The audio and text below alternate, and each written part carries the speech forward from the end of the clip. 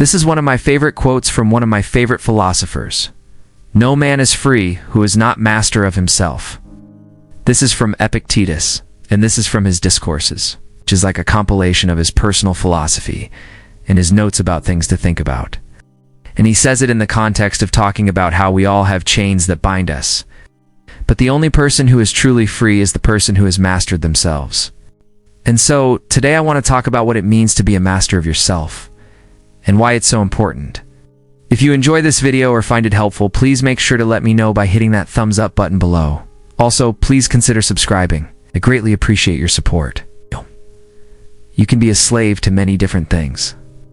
You can be a slave to sex, alcohol, drugs, whatever it may be. And I think it's really easy for us to look at other people and point fingers at them and say they are a slave to this or that. But we need to look inwards and take a hard, honest look at ourselves and ask, what am I a slave to? What do I rely on? What do I depend on? What do I lean on when things are going badly? Do I go to when I'm sad or depressed or anxious?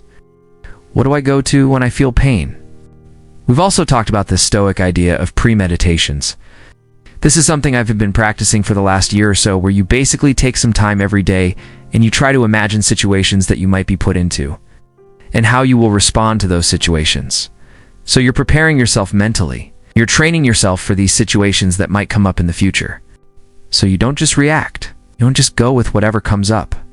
You're prepared. You've thought about it. You've imagined yourself responding in a certain way.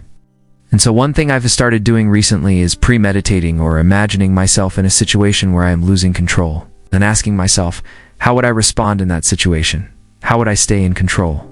Because I think that when we lose control of our lives and our emotions and our reactions, that's when we become a slave to things. We become a slave to whatever is happening to us.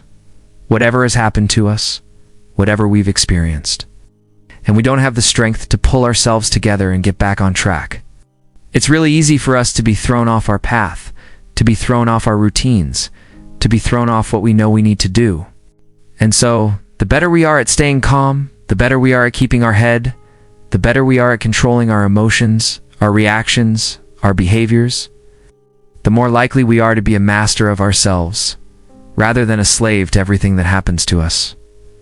You know, Epictetus was a slave for much of his life. He was sold into slavery as a young man, and he was actually mutilated in his youth too. They broke his leg, or at least they broke his ankle, so he had a limp for the rest of his life. And yet he became one of the greatest Stoics. And he always said that it wasn't our circumstances that held us back. It was our perceptions of those circumstances. It was our choices that we made given those circumstances that determined whether or not we were happy, or good, or free.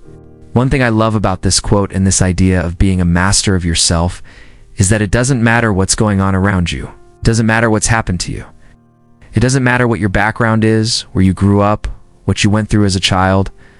At the end of the day, if you can control yourself, if you can control your emotions, your reactions, your habits, your impulses, then you are free. And so one thing I wanted to do in this video is kind of apply this idea and this quote to some real-life examples and talk about how we can be a master of ourselves in the different areas of our lives. First and foremost, I think being a master of yourself starts with your mind. It starts with your thoughts. You have control over your thoughts. Obviously, you can't control what happens to you, but you can control how you choose to respond to things.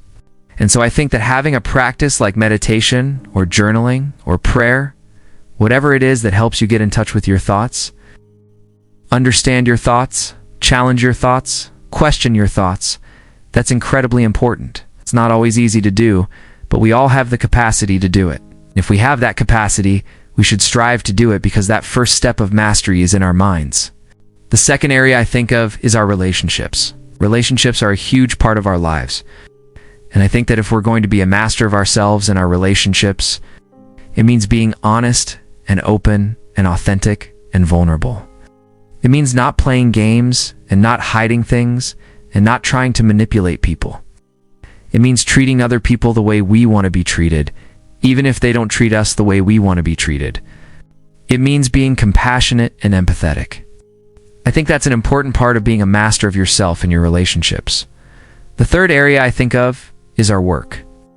And I think that being a master of ourselves and our work means taking responsibility for what we do, taking pride in what we do. It means working hard and not being lazy, being diligent, being disciplined. And it also means not taking ourselves too seriously. As Marcus Aurelius says, you have to laugh at yourself. And I think that's true at work.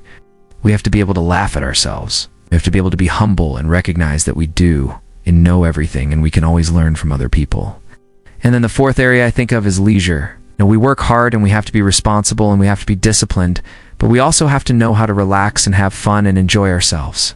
As Marcus Aurelius says, you have to be able to play. You have to be able to find joy in the simple things. I think that that's an important part of being a master of ourselves. No man is free who is not master of himself. What does that mean to you? What does it look like? How can you be a master of yourself? It's a great question. I'd love to hear your thoughts. Leave a comment below. Let me know. If you enjoyed this video or found it helpful, please let me know by hitting that thumbs up button below. Also, please consider subscribing.